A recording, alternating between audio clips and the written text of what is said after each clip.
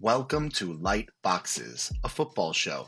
I'm your host, Rob Ballantine. My goal on this channel is to help you think outside the box about the NFL. And today I'll be previewing the AFC West, one of the best divisions in football, top to bottom. We got 4 competitive teams, which is not something we used to be able to say. It used to be the Kansas City Chiefs and then everybody else. But now we've got teams head coached by Andy Reid, Sean Payton, Jim Harbaugh, and Pete Carroll. So that's a murderer's row of coaches, and all 4 of these teams should be between frisky and really, really good.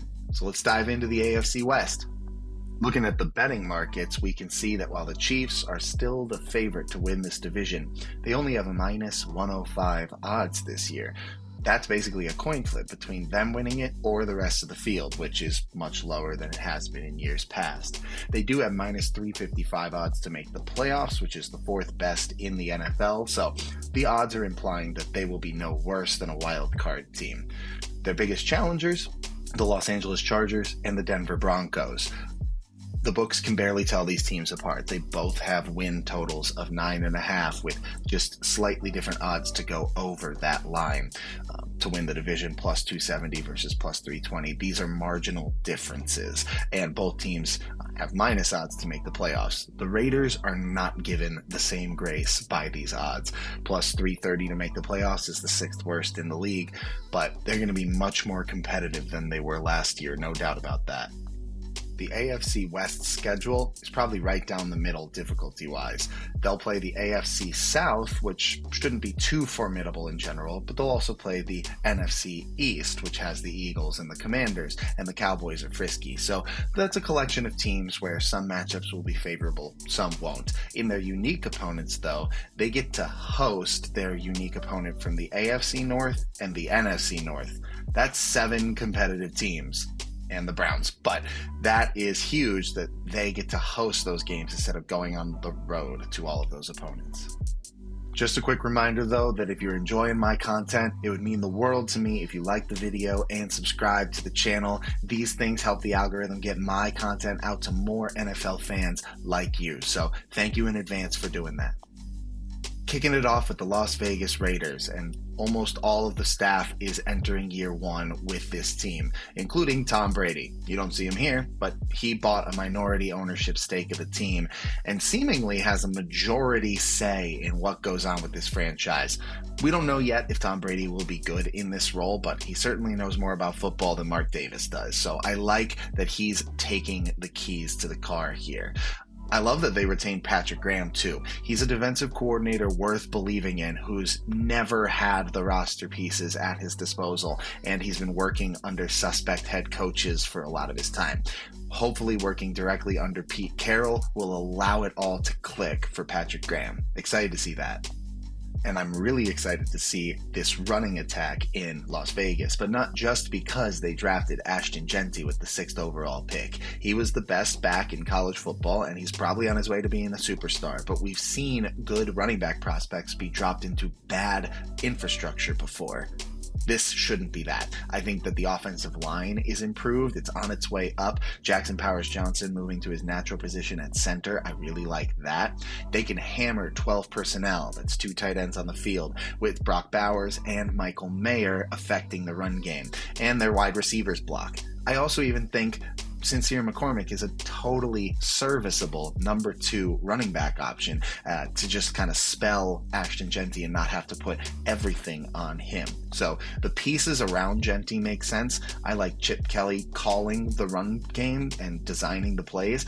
And I like Pete Carroll, the head coach, having an institutional commitment to the rushing attack. So it all makes sense together and will probably be the part of the offense that clicks the fastest. Now, I don't really believe in the ceiling for this defense because there's only one impact player, edge Max Crosby, and he's a superstar. But good defenses have at least 2 or 3 or 4 players that offenses have to think about when they're game planning. Otherwise, it's just too easy and the offense can dictate what they want to do to the defense. We're looking at Tyree Wilson, formerly the 7th overall pick, as the other edge player. He was really bad his first year. He got better last year, but mostly as a run defender, not really a pass rusher, and so not a ton of upside there. No defensive tackles to speak of after letting Christian Wilkins go. We're relying on a linebacker room of Jermaine Pratt, Elandon Roberts, and Devin White in the year of our Lord 2025. All of the defensive backs are basically replacement level players, so hard to see where they're going to get impact. Now, I still believe in Patrick Graham calling the defense, and I believe that it'll be better than before. Still hard to see them being like a top half of the league defense, and that's going to hurt the Raiders. I'm fascinated to see how quickly any or all of the 3 rookie wide receivers on this team can make an impact. You've got Jack Besh, who I compare a bit to Jawan Jennings, really tenacious, violent play style, unafraid to go over the middle, always extends his hands fully back to the ball, a quarterback's best friend type of receiver. You've got Dante Thornton, who's a burner down the field, and you've got Tommy Mellott, a former quarterback, who I would compare to Julian Edelman, also himself a former quarterback, but became an electric slot player in the NFL. Any of the 3 of them could become the wide receiver 2 on this team as quickly as this year, because you have Brock Bowers, who's the best tight end in football, as your main passing weapon, and your wide receiver 1 is Jacoby Myers. But the passing offense should not just funnel through those 2 players. That's not good for the broader health of the offense. It's good for fantasy managers of those 2 players, not so good for the offense. And so Trey Tucker is your incumbent wide receiver 2. He's fine. I think if one of these 3 rookies can pass him on the depth chart, that is better for the Raiders offense. My favorite rookie on this team, though, is cornerback Darian Porter out of Iowa State, taken in the 3rd round. Really like this player. He's a tough projection, though, because he played 6 years of college ball and was drafted at 24 years old. But he was a wide receiver for half of his college career. He made the switch to cornerback later, and so his skills aren't yet as refined as you'd expect for a 24-year-old. There might still be juice to be squeezed, and he's absolutely a Pete Carroll type of player. He has that unique blend of size and speed, like Reek Woolen, who Pete Carroll had in Seattle. So they're believing in him. They're actually believing in him so much that they traded away Jacorian Bennett to the Eagles to make room for Darian Porter to step up. Apparently he's having a good camp, and he's a player I really like, but he's going to need to make an impact maybe right away for this defense. I know I said earlier that I don't see any impactful defenders on this roster outside of Max Crosby. Darian Porter has a chance. I wouldn't project it to happen early, but there's a lot here to like, and if he can put it all together, that's really good for this team.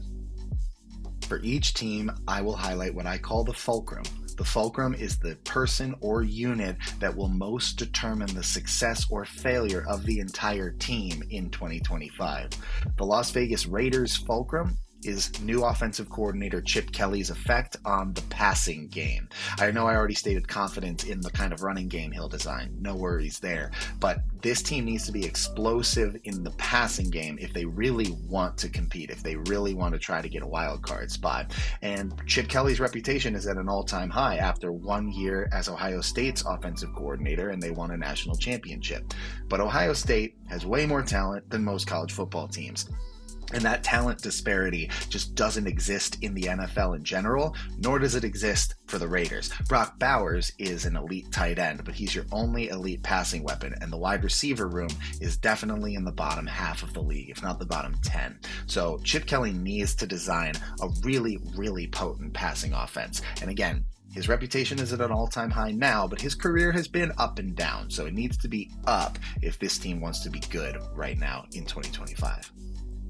I really want to believe in this team, honestly. You go from Antonio Pierce as your head coach to Pete Carroll. You go from Gardner Minshew and Aiden O'Connell as your quarterbacks to Geno Smith. Those improvements alone are huge. And there are parts of this team that are tantalizing, like Brock Bowers, like Ashton Genty, like Max Crosby, players that can take over games for you.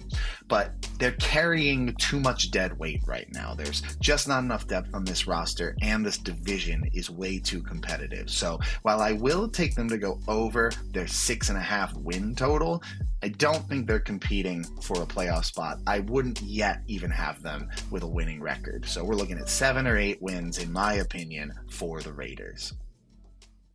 The Denver Broncos are up now. A playoff team last year and a strong playoff contender this year. Not much has changed up top. They lost a couple of assistants who became offensive coordinators in Chicago and Detroit respectively, but the offense still revolves around head coach Sean Payton, so they should be fine there. The odds imply that they'll be a pretty similar team to last year, but they've made a lot of roster moves that I like that give me hope that maybe they can exceed that expectation. And it starts with the defense, because that unit was great last year, but they were far from perfect. We kind of have rose-colored glasses on the Denver Broncos 2024 defense because Nick Bonito had a breakout year, and of course Pat Surtain won Defensive Player of the Year. But the spine of the defense was a real issue, both from a capability standpoint and a violence standpoint. They had players who were constantly missing their assignments and not finishing plays with tackles when they got to the ball carrier. They signed Dre Greenlaw, the linebacker, and Talanoa Hufanga, the safety, out of San Francisco. Both players have had health issues, partially because they play with such violence, but they're really, really good tone setters, and I think they make a difference for this team, replacing PJ Locke and Justin Strnad in the starting lineup. I also love the Jahdae Barron pick at 20th overall. He was my 13th rated prospect. I think he's an awesome nickel corner who's a really strong tackler and has really high character. So I like adding him to that room, and I just like how much better this defense got up the middle of the back end. Now, I personally want us to pump the brakes on this idea that tight end Evan Ingram comes in and is this elite piece for the Broncos, this joker for Sean Payton. Now, I believe somewhat in Evan Ingram's impact. I'm not saying I am completely out on him, but we're overrating how much it's going to mean. He's 31 years old, and he relies on quick twitch athleticism. He's not a strength player. He's not a plus blocker.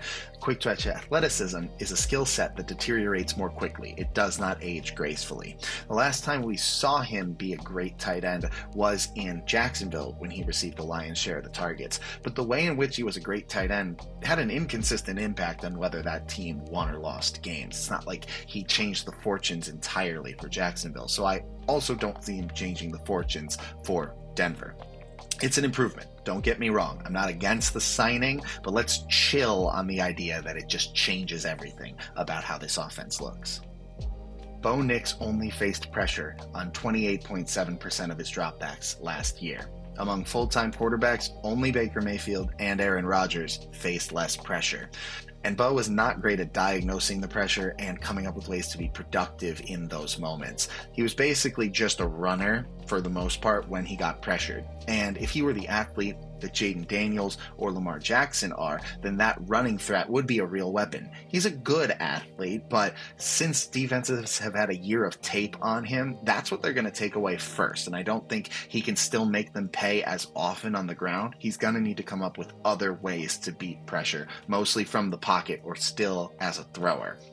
So if the pressure numbers go up to around league average and Bo doesn't take a similar step forward, that's bad news for the Broncos. But let's be clear, there are a lot of Bo Nix haters out there, and do not count me among them. I think he's really good. I don't think he's necessarily elite, but he's a good player, he's smart, he works really hard, and he has a great mentor in Sean Payton. He'll have a better handle on the offense in general going into year 2, so maybe he can take that step forward against pressure. But he has to for the Broncos to be successful, and it'll be one of the most fascinating things to watch about this team. I love adding wide receiver Pat Bryant from Illinois to this team. Dude's a dog. He will always go over the middle, he'll make contested catches, he'll work back to his quarterback, he'll fight through traffic. He's a hell of a blocker. So I love the energy he's going to bring to this team and how that energy pairs with Bo Nix. They both are fiery competitors and they're going to feed off of each other. So I love that pairing. But the main reason I love the pairing between Bryant and Nix is that Bryant can reward Nix for hanging in the pocket and trusting tight window throws even when the defense is collapsing around him. That is one of the things Bo needs to improve on, like we already talked about. And if Bryant is making really strong hands catches in those moments, hopefully Bo will sit in the pocket for longer and develop that good habit that allows the offense to be maximized. So love that pairing of Bryant and Nix a whole lot. The fulcrum for the Denver Broncos to me is whether or not they can get explosiveness from their running backs. And I think the only chance of consistent explosiveness for a running back is rookie RJ Harvey. J.K. Dobbins and Audric Estime are not explosive enough to really hit home runs, even like pick up chunk gains. And Jaleel McLaughlin has that skill set, but it's the only skill set he has. They drafted RJ Harvey in the second round, hoping that he can be good enough at the rest of the game and make big plays when they need him to. Otherwise, if they're not getting any big plays in the running game, it throws off the balance of things, and it allows defenses to get more and more pressure. Those numbers go up on Bo Nix, and it puts undue burden on Nix to make a big leap in that department early instead of just making a good, reasonable, incremental leap. So seeing whether RJ Harvey has the juice consistently is going to be a big deal for the Broncos' outlook in 2025. I really like the Broncos in 2025, though, because that defense in particular, which was great last year, is nastier now. They really have the potential to be the best defense in the league. The roster in general is really strong. It's hard to find glaring holes, and I tend to believe in Bo Nix being able to improve under pressure, especially with Sean Payton's tutelage. So with the roster being where it is, with the quarterback being strong, with the coaching being top-notch, I have this team going over 9.5 wins. And I really wouldn't be shocked if they went 12-5 and they were competing for the AFC West title. The Los Angeles Chargers enter year 2 with all of the same leaders after they went 11-6 and made the playoffs. The playoff loss was extremely disappointing, no two ways about it, but let's not have that cloud the fact that this team was 5-12 the season before this group came in, so they've done a ton to turn things around and become a stable franchise. And let's talk about the head coach, Jim F. Harbaugh. How can you not believe in him? Now, I know it's reductive analysis to simply call him a winner, but he brings such joy and such enthusiasm and such empowerment and such thoughtfulness to his teams that it seems like all he can do is win. Now, Mike Tomlin, having no losing seasons in his 18-year coaching career in the NFL, is certainly a bigger achievement.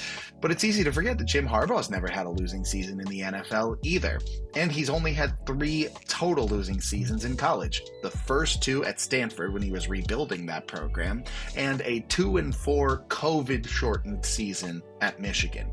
Every other season has been a winning one. And so, while I'm not sure the Chargers have enough talent on the roster to compete for a Lombardi this year, Jim Harbaugh will always get more from his teams than you'd expect. But the one blind spot for Harbaugh always seems to be the way he approaches passing offense. He's retained his really close friend, Greg Roman, as the offensive coordinator, and Greg Roman is wildly underrated in how competent his offenses are, but he's wholly incapable of designing explosive passing games when his teams need them most. Also, the roster construction is a bit of an issue. The Harbaugh and Ortiz regime has Ladd McConkey in the slot, but that's the only real weapon. I didn't love drafting Trey Harris in the second round. I think he's a decent player, but he's a rookie who I'm not sure is going to make a big impact right away. Obviously, they inherited Quentin Johnston, and he seems to be a bust. And they just signed Keenan Allen a couple of days ago. That's a really bad sign, or a lack of confidence in Trey Harris and Quentin Johnston making an impact. You're expecting Keenan Allen, who's 33, to be your wide receiver too. And also Keenan Allen plays best from the slot, which is where Ladd McConkey should be operating the most. So there's a bit of redundancy there. So I just don't really love the way this passing game is constructed. It relies entirely on Justin Herbert being a great quarterback, and he is one, and Ladd McConkey being a perfect weapon and fully healthy throughout the season, which is maybe possible, but it's kind of a thin road for this team to be a good passing offense. The edge rotation for the Chargers is a big point of intrigue for me. Khalil Mack still is really good, even at age 34, since so much of his game is predicated on power and run stuffing and defensive awareness. He's aging gracefully. And I really like Tuli Tuipulotu as edge 2 on this roster. He's a great run stuffer, and he provides just enough juice as a complementary pass rusher. He notched 8.5 sacks last year, and if he can be in that range for the rest of his career, that's really good for the Chargers. But behind them isn't much, unless Bud Dupree has some kind of magical renaissance, or Kyle Kennard, who was a 4th-round pick, is an impact rookie right away. Mack and Tuipulotu need to stay healthy for this team to have a potent pass rush, but if they do, it could be a really good one, so we'll have to see. Running back Omarion Hampton is a beast. Of course, Ashton Jeanty, with his star power and with the fact that he helped lead Boise State to the college football playoff and then going 6th overall in the draft, that kind of sucked some of the air out of the room for other running back prospects during the draft cycle this year. But real ones know how good Omarion Hampton is. And Hampton even has a couple of edges on Jeanty. He has 128 fewer rushing attempts in college, so he's a little fresher, and he has a 6-foot, 221-pound frame compared to Jeanty at 5'9", 211. So maybe Hampton can handle the wear and tear of the NFL just a little better. Now, I'm not saying Omarion Hampton will be better than Jeanty, but Omarion Hampton has a rare blend of size and speed, and he has a good, calm approach to the game. I think he'll be a very good pro, and it was wrong for anyone to say the 2025 running back class was just Jeanty and everybody else, because Omarion Hampton is really, really good. Mekhi Becton, the newly signed right guard, is the fulcrum for the Chargers because interior offensive line has been a big issue for the Chargers for years. Now, whether Zion Johnson or Bradley Bozeman plays center with the other one playing left guard, that's not really going to raise the ceiling very high for this team, but Becton's play could. Becton is a massive human. He's a road grader in the run game. He's a tantalizing talent, so putting him in that interior could be really helpful. On the flip side, though, he only has one productive year in his NFL career, and it was last year with the Eagles. Not only do the Eagles have the best offensive line coach in the league in Jeff Stoutland, he had a lot of really talented players next to him where he wasn't relied upon to be the best interior offensive lineman.